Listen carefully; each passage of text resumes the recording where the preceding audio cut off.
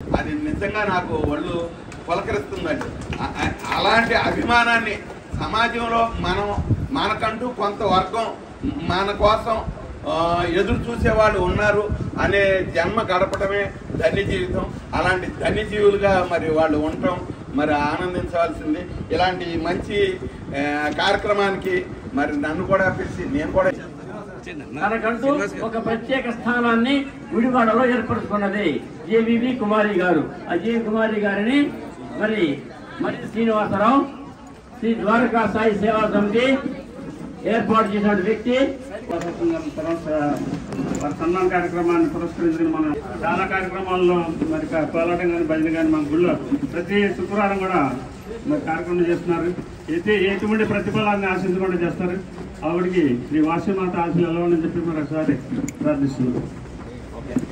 అలాగే deputy governor Sanaka Subbarao సన్మానం చేస్తున్నారు.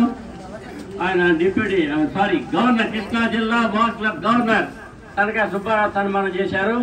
అలాగే వీరశేఖరరావు సన్మానం చేస్తున్నారు. వివిధ రకాల సంస్థల నుంచి వచ్చినటువంటి వ్యక్తులు బహుముఖ ప్రజ్ఞాశాలిగా ఉన్నటువంటి ఈవిడికి సన్మానం చేయడం చాలా గర్వకారణం. అంతేకాకుండా మరి ఆధ్యాత్మికతతో పాటు డ్యూటీ గదగా చెప్పారు. డ్యూటీ చేస్తూ కూడా న్యాయం చేయడం, డ్యూటీకి న్యాయం చేయడం, కార్యక్రమాలు న్యాయం చేయడం.